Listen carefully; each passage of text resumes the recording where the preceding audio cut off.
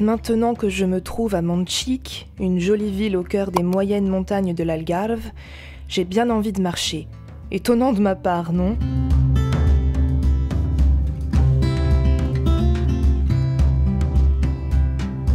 Me voilà partie pour une randonnée à la mi-journée, puisque là il est, il me semble, 11h30. C'est un circuit qui s'appelle le chemin des moulins ou Trillo dos Moinhos. Je pense que ça se prononce comme ça. C'est un circuit, alors selon mon guide papier, qui dure 3h45. Moi je me rajoute toujours 1h30 parce que je filme et je compte la pause pique-nique aussi. Donc c'est à peu près ça. Et je commence... Ok, je sais même pas par où c'est. Bon, il n'y a pas de balise. Bon, voilà, ça commence bien. Il n'y a pas de balise. Donc, vous avez vu, la météo est pas géniale, mais elle le sera pas pendant plusieurs jours. Il va pleuvoir probablement en milieu d'après-midi. Enfin, mais je suis pas sûre que ce soit le bon chemin là où je suis en fait. Ah bah ça y est, à peine je commence que je me perds. Du coup, il est censé pleuvoir cet après-midi. Donc là, j'en profite. Il pleut pas, il fait gris, mais il pleut pas. Donc c'est pas plus mal. Au pire, j'ai amené avec moi mon parapluie cassé. J'ai même pas pris de kawaii, je suis débile. J'ai pas pris de kawaii avec moi. Bon, c'est pas grave. On voit plus l'automne ici, hein. C'est quand même un climat un peu différent. Donc, écoutez, je continue. Il n'y a plus de balises. C'est génial. Donc ça doit peut-être pas être par là. Je vous reprends tout à l'heure, quand j'aurai retrouvé mon chemin.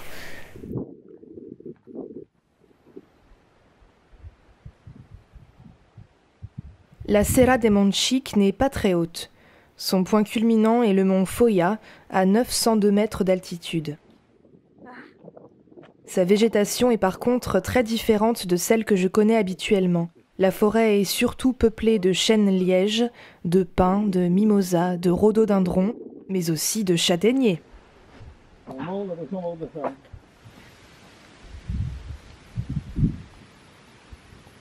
Malheureusement, cette belle forêt est menacée par la plantation intensive d'eucalyptus, ainsi que de forts incendies qui ont ravagé les montagnes jusqu'à récemment. Même si le climat est ici plus humide, la sécheresse ne l'épargne pas.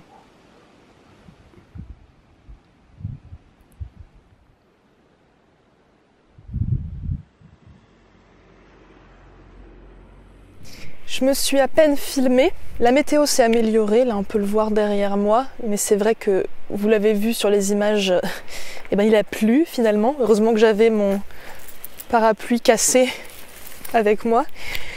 Mais au-delà de ça, avant qu'il se mette à pleuvoir, j'ai rencontré un couple de Québécois avec qui j'ai marché pendant un moment.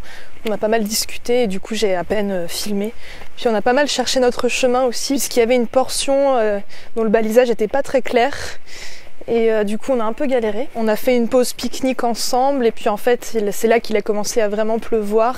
Et du coup moi j'avais pas fini, eux ils avaient terminé, donc je leur ai dit de pas m'attendre. Et du coup ils m'ont devancé. Et là moi je suis de nouveau toute seule. C'est quand même très joli malgré la météo pas terrible. Il y a une éclaircie, c'est agréable. Peut-être que je vais finir le chemin avec un petit peu de soleil et des jolis points de vue, de belles couleurs automnales. Bon c'est bien, ça me permet de me rendre compte qu'on est le 15 novembre, qu'on est mi-novembre. Parce que c'est vrai que avec toutes ces plages et cette météo hallucinante, moi j'oubliais qu'on était quand même en plein automne quoi. Bon, il fait très doux ceci dit, hein, il fait à peu près 18 degrés. Oh, franchement, c'est pas le même climat quand même. Mais c'est joli, voilà, c'est joli. Je vais terminer tranquillement ma rando et je vais refilmer encore un petit peu quelques jolis points de vue. À tout à l'heure.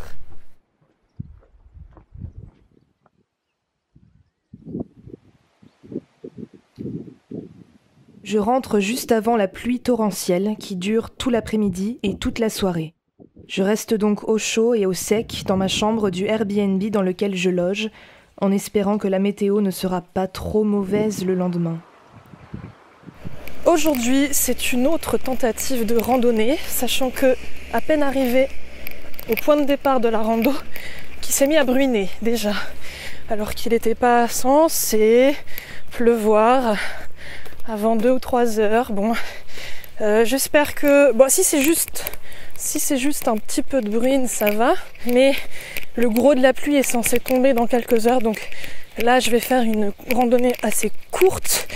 Et je vais grimper, normalement, s'il ne fait pas trop moche, au mont Picota. J'aime bien le nom.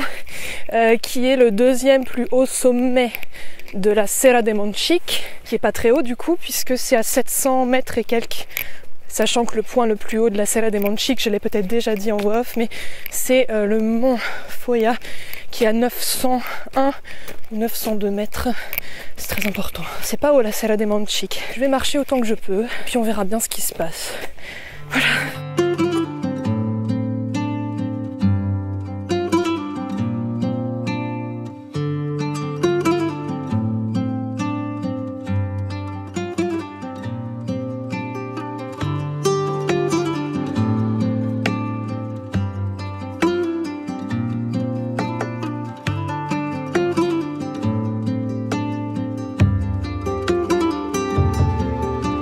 Bonjour, comment ça va?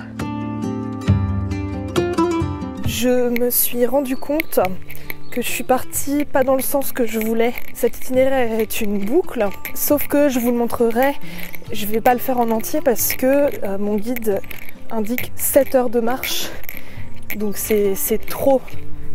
Puis vu le temps qu'il fait, voilà, c'est pas vraiment possible, ça aurait pas été possible. Ouh, il y a un super point de vue, je vais vous montrer ça juste après. Du coup, je suis en train d'improviser une boucle. Attendez, il faut trop que je vous montre le point de vue.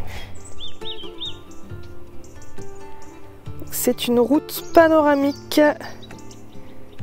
Donc, je suis obligée d'improviser une boucle où il y aura pas mal de routes. Mais là, vu le point de vue, je regrette pas trop. Je vois là-bas, il y a Portimao que je reconnais. Purée, il y a même... Non, tu vois pas le Cap Saint-Vincent, mais il y a Portimao, là, je reconnais très bien. Donc Felagudo qui doit être juste ici. C'est magnifique, je vais vous remontrer. Mais bref, du coup, j'improvise une boucle. Il y aura une bonne partie de route, mais je vais pouvoir rejoindre le mont Picota.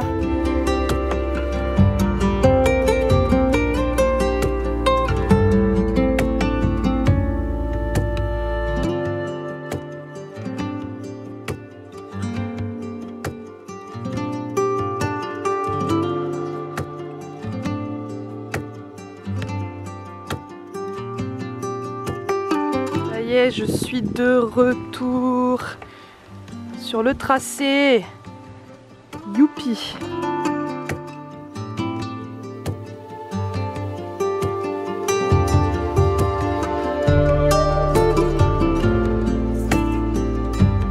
Ok, bon, bah, je viens de chialer en fait. Parce que j'ai eu peur. Je suis obligée de faire le chemin dans l'autre sens. Je pourrais pas faire la boucle. Je pourrais pas monter au Picota. Pourquoi? Parce que un putain de klebs. Voilà pourquoi. En fait, le chemin, il n'y a pas d'autre alternative. Là où je me trouve en fait. Il y a d'autres chemins noirs, mais ils s'arrêtent à un moment donné. Donc je ne sais pas où ils mènent, ces sentiers, je ne sais pas. Donc je ne vais pas commencer à improviser. Donc il y avait un seul chemin qui me permettait d'aller là où je voulais aller, de faire une boucle et de retourner à Monchique. Et donc ce chemin passe par une propriété qui est ouverte. Mais là, il y a un gros chien qui m'a foncé dessus, qui était très clair dans le fait qu'il allait pas me laisser passer. Et il n'y avait personne dans la maison. J'ai appelé, il n'y avait personne. Le chien, il n'en démordait pas. Et du coup, ça veut dire me mordre. Du coup, j'ai fait demi-tour. Et je suis obligée de faire demi-tour. Je peux pas faire la boucle. Parce qu'il n'y a pas d'autre alternative. Et donc, j'ai pleuré parce que j'ai eu peur. Parce que ça me fait peur. J'ai pas peur des chiens en général. Mais ce genre de situation, ça me fait peur. C'est pas la première fois que ça m'arrive d'avoir des chiens qui me font comprendre qu'ils me laisseront pas passer. Et que j'ai pas le choix. Sinon c'est je te mords et puis on n'en parle plus. Et que je suis obligée de faire demi-tour. Et en fait je comprends pas. C'est-à-dire que c'est un chemin de rando. Ils le savent, c'est très bien balisé, voilà, c'est pas un circuit qui est nouveau, tu n'as pas d'autre choix que de passer par là, et ils attachent même pas leur chien, ils le laissent comme ça, et le chien, mais voilà, ça me gonfle, je comprends pas. Et c'est loin d'être la première fois dans n'importe quel pays, hein, je veux dire, encore dans des pays où la randonnée elle est pas très populaire, sous des chemins pas connus et tout, bon, là je peux comprendre, par exemple en Roumanie, ça m'est arrivé aussi qu'il y a des chiens qui me barrent la route, c'est des chiens de semi-errants, mais bon, bah là je comprends, c'est dans un lieu reculé, dans le Maramuresh, il n'y a pas de randonneurs, il n'y a personne qui randonne, c'est des chemins de rando, mais bon, c'est... Voilà, j'entends, mais là c'est populaire quoi, c'est des chemins qui sont fréquentés, c'est connu dans la Serra de Manchik, voilà, tout ça on le sait en fait. Donc là je ne comprends pas. Je comprends pas cette mentalité-là. Je comprends pas comment il y a des gens qui peuvent s'en foutre royalement quand ils savent que c'est fréquenté, quand ils savent qu'il y a des marcheurs, de dire oh, moi je m'en fous, mon klebs je l'attache pas et je sais qu'il va, voilà, il fait son travail de chien, il défend son territoire. Hein, j'en veux pas aux chiens.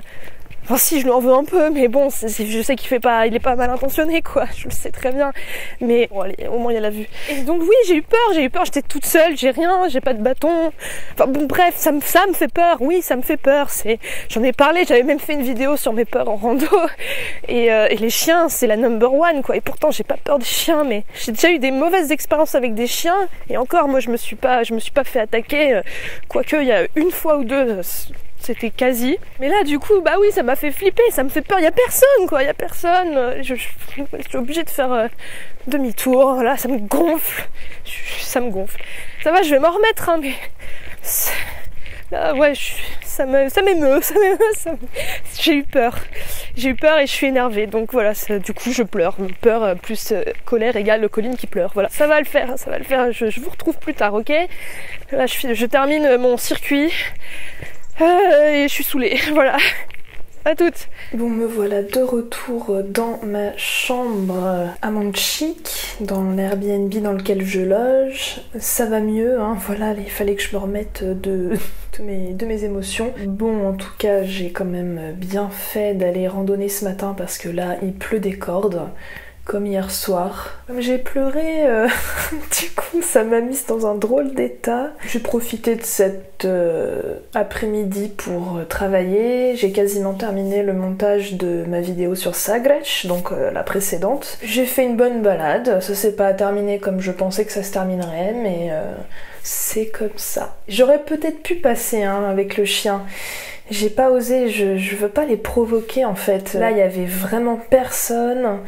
J'avais zéro moyen j'avais même pas de bâton, j'avais mon parapluie, mais bon, je me voyais pas... Si j'avais marché pendant plus longtemps, pendant plusieurs heures avant d'arriver à l'endroit où il y avait le chien, je pense que j'aurais essayé. Et bon là, j'avais pas marché pendant très longtemps, peut-être 1 heure, 1h30, donc faire demi-tour ça me posait pas trop de problème, et puis là je suis rentrée directement par la route, ça m'a mis 40 minutes quoi, un peu plus. Ouais, allez, 1 heure en gros pour rentrer. J'aurais beaucoup plus cherché à passer le chien si vraiment c'était une très longue journée, mais bon là c'était pas le cas. Mais ouais, il allait pas me laisser passer, hein. Il allait pas me laisser passer, c'était sûr, ça se voyait, il était déterminé. Bon bref, je vais pas en reparler en long, en large, en travers, mais c'est vrai que je sais pas, moi j'ose pas quoi.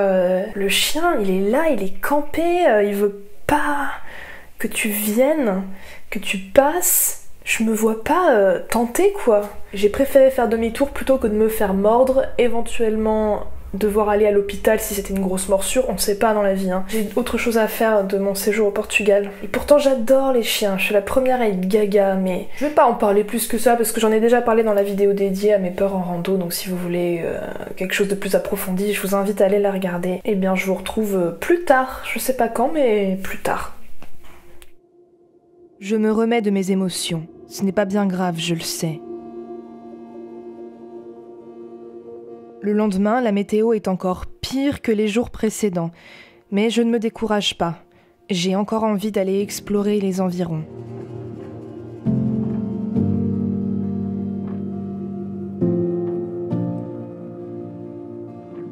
Je tente un truc. J'ai même pas sorti ma caméra.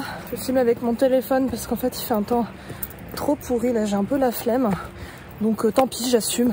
Depuis tout à l'heure J'essaye plus ou moins de rejoindre un sentier, puis bon, c'est balisé de manière très aléatoire. Donc là, j'improvise un truc. Bon, je vais pas rester dehors très longtemps, il fait vraiment un temps de merde. Peut-être qu'il y a moyen de faire un truc sympa, je sais pas. Là, ça grimpe bien. Oups. J'ai mon parapluie cassé avec moi. En mode galère, allez.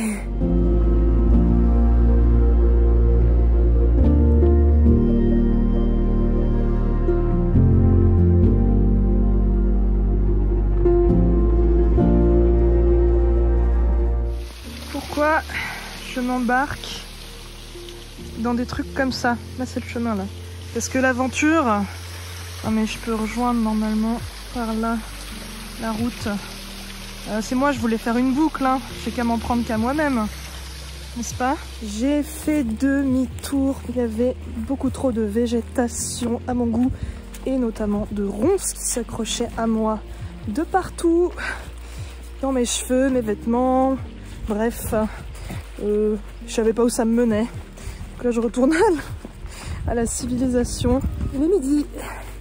Je vais essayer d'aller... C'est une église là-bas.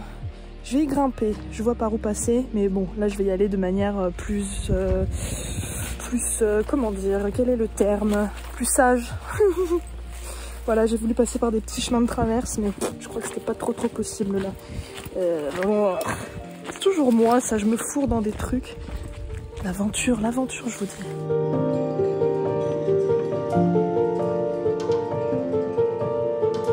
Malgré toute ma bonne volonté, la tristesse me submerge. La pluie n'aide pas, mais ça travaille dans mes entrailles. Ça travaille.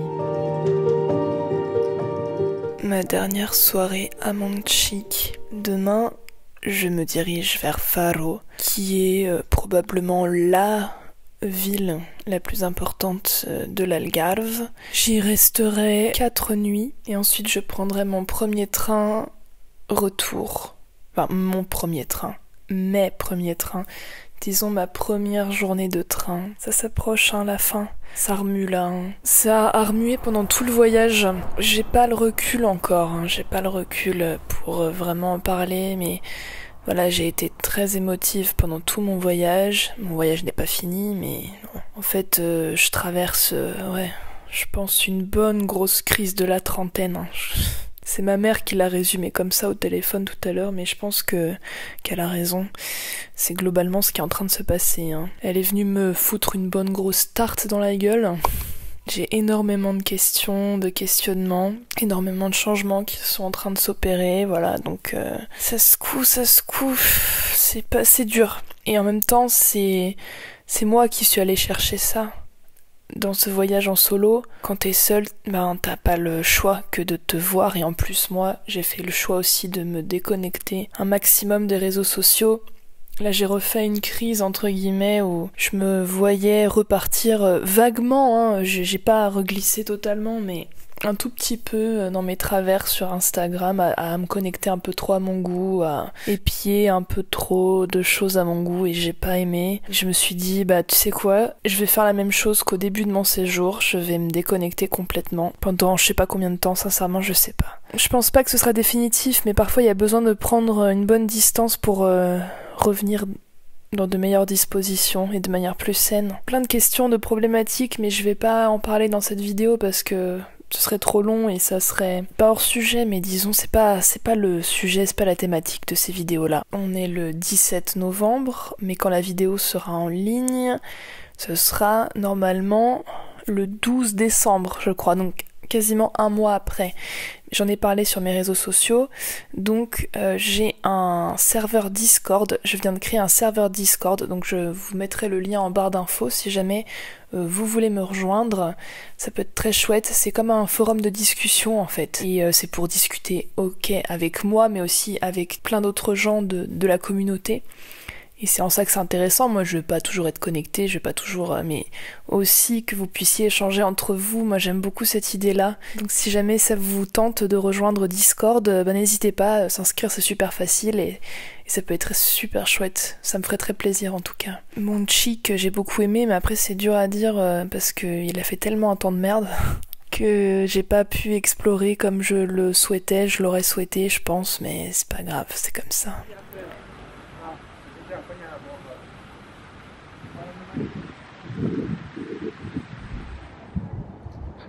Changement d'ambiance, moins humide disons. Faro est la ville la plus importante de l'Algarve.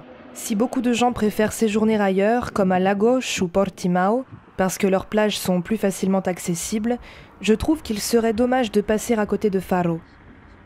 Son centre historique est très joli, et pour peu que l'on prenne le temps de se perdre dans ses ruelles, on peut tomber sous le charme de ces bâtisses typiques du sud du Portugal.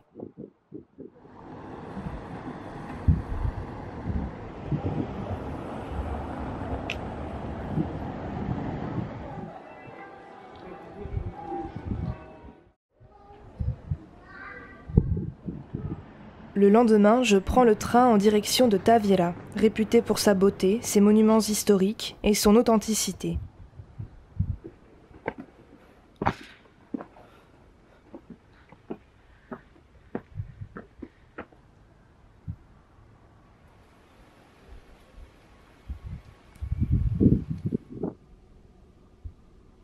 Me voilà bien arrivée à Faro. Alors là, en ce moment même, je ne suis pas à Faro, je suis à Tavira, qui est une très jolie petite ville à peu près 40 minutes de Faro en train, un petit peu moins en voiture, une trentaine de minutes il me semble. Et je dis que je suis bien arrivée à Faro parce que je vais y rester 3 nuits encore. J'y ai passé une nuit déjà. Je suis arrivée dans mon auberge de jeunesse qui est tout à fait sympa. J'avais pas trop d'énergie hier, je me sentais un peu...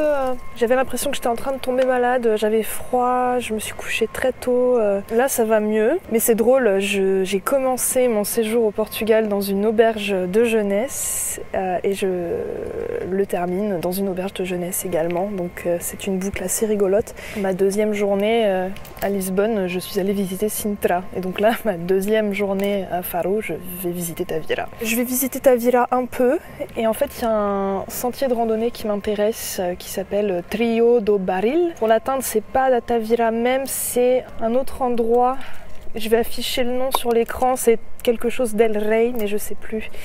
Bref, il faut à peu près 1 heure à pied pour y aller, je crois. Puis le sentier, c'est à la plage Praia do Baril. C'est un sentier assez court, je crois qu'il fait 3 km, donc le temps de faire une boucle en partant de Tavira, ça me fera une jolie balade, il fait un temps magnifique. Après toute la pluie qu'il y a eu à Monchique, c'était pas mal.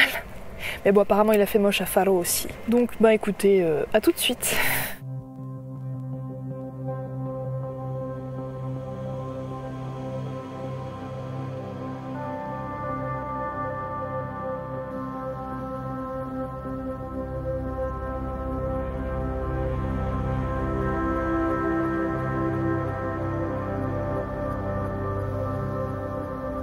Alors ça, c'est assez nouveau pour moi. En randonnée, ramasser des citrons tombés par terre. J'ai pas trop l'habitude de randonner dans des zones comme ça.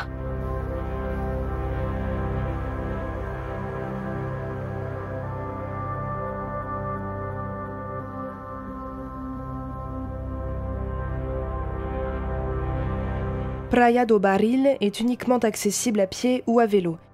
Il est nécessaire de traverser un pont qui surplombe la lagune. On peut ensuite monter dans un petit train touristique qui autrefois transportait des marchandises, ou bien suivre les rails à pied.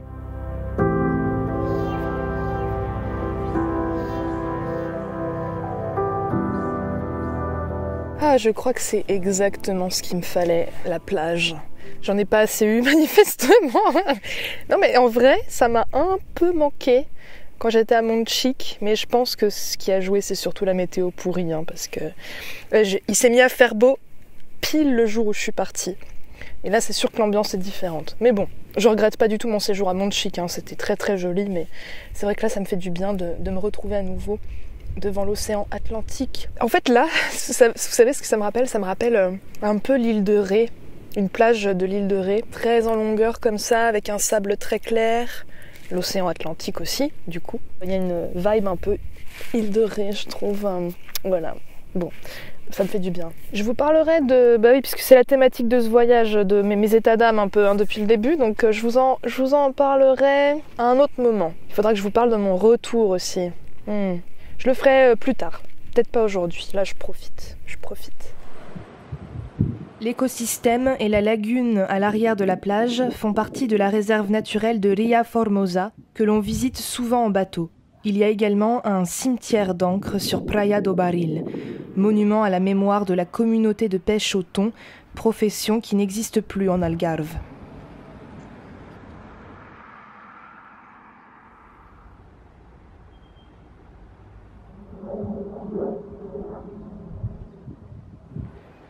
Je rentre à pied à Tavira et dans le train retour, j'ai droit à un magnifique soleil couchant.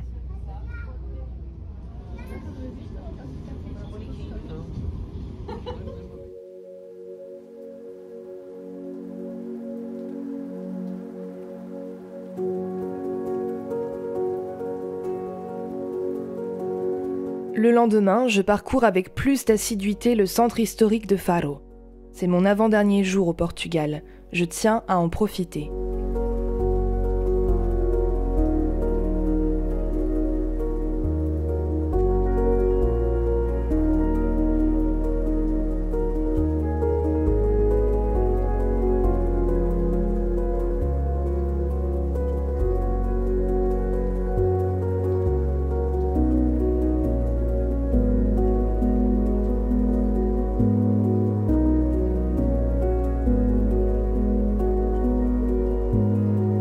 Il fait si beau, si bon en cette fin novembre. Je n'arrive pas à croire que je vais retrouver le froid et le gris de Paris. Mais je vais bien devoir m'y faire.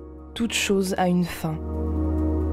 Mais la fin annonce un autre début.